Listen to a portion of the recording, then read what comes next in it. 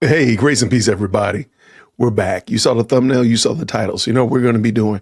We're going to go back to Dalton. We haven't been in Dalton in some time. No, we're not going to be talking about Tiffany or Napoleon Harris or anything like that. We're going to look at the school district of Dalton. Now, back in March, let me bring this in for y'all. Back in March, I did a series called, and I still do it every now and then, it's called the Saturday School Report Card. And back in March, we looked at the superintendent of Dalton because, boy, this guy was bringing in more money than college presidents. It was crazy. And the school districts were failing. The school was failing.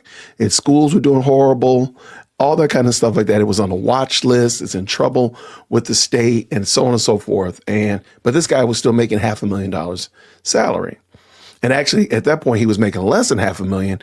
When I reported on it, he was just getting a promotion, a raise of almost $60,000. Now, mind you, the people of Dalton, probably the average median income is like 40 to 55, 60. And this dude is making $500,000 in a school district that most of your big high schools have that many kids in it, right? So it was a crazy story. So I wanted to bring that back to your remembrance because today we have an update on this brother. We have an update on Mr. Nolte is his name. So let's bring this in. Shout out to NBC. Shout out to Regina Waldroup is doing this investigation. Let's bring it in. Let's go. Investigates a local public school superintendent who's made more than $500,000 a year paid by the taxpayers of South Suburban Dalton and Riverdale. And according to census data, people who live in those communities make on average 1/10 of what they're paying this superintendent. So what have they gotten for all this money they've paid? Here's Regina Waldroup joining us live. Regina. Alex, Allison, NBC5 Investigates started asking questions about the superintendent a few weeks ago. In a letter dated today, he submitted his resignation. My name is Dr. Kevin J. Nolte, Superintendent of Schools.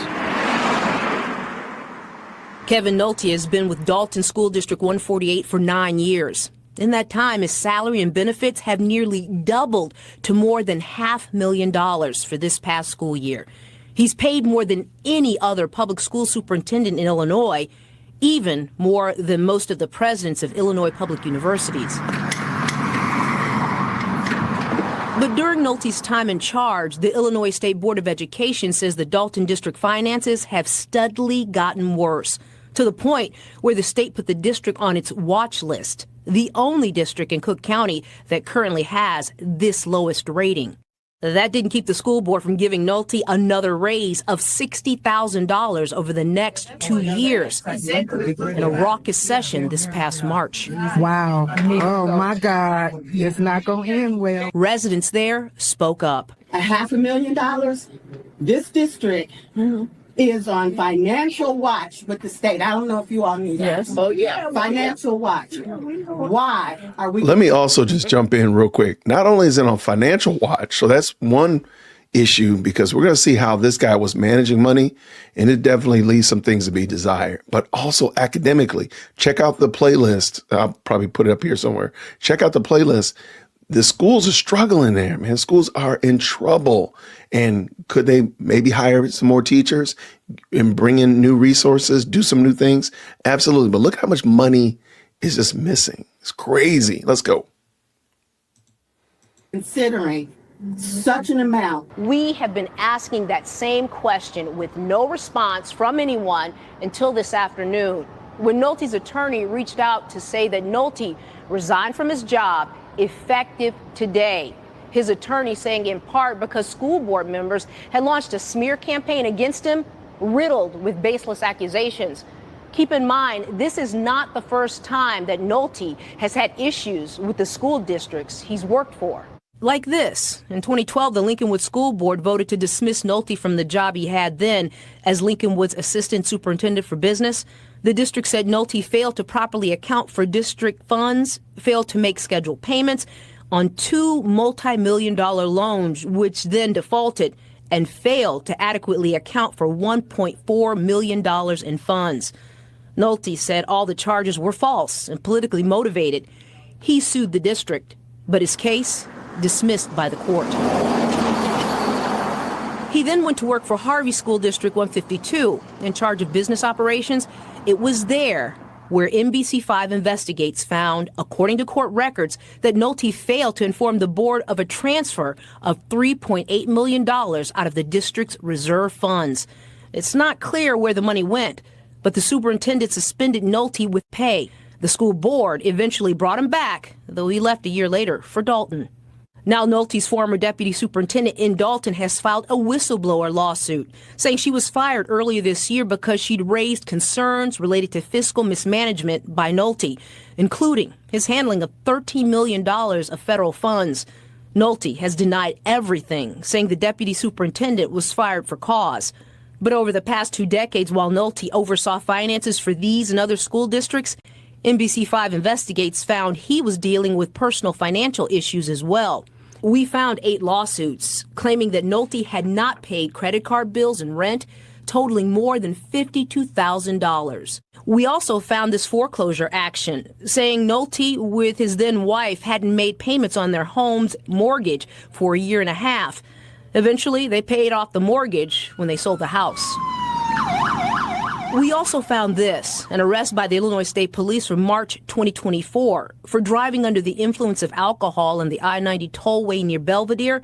This past November, Nolte pled no contest, according to his attorney, of misdemeanor DUI in order to serve a year of supervision and probation. So his attorney says Nolte chose today to resign because he feels, quote, he has left the district in the best position with everything off to a good start. The attorney also attributes Nolte's high salary to his working both as the superintendent and the business officer. Nolte will most likely immediately start collecting his state-paid retirement, and we are filing a records request to find out how much he'll draw each year in pension money, and we'll let you know in a future story. Allison?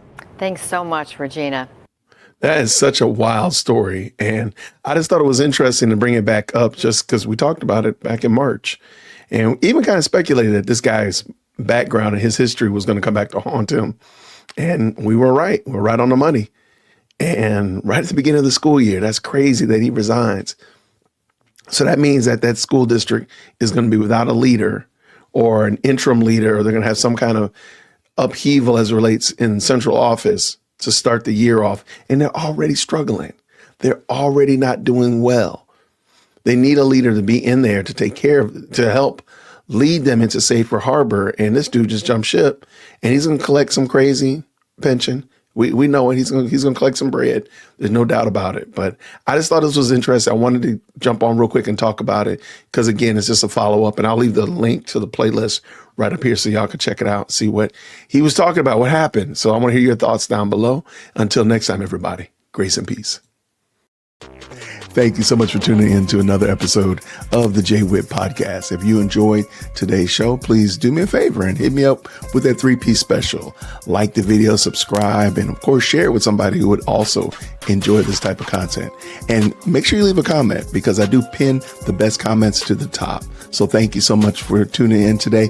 And until next time, everybody, grace and peace.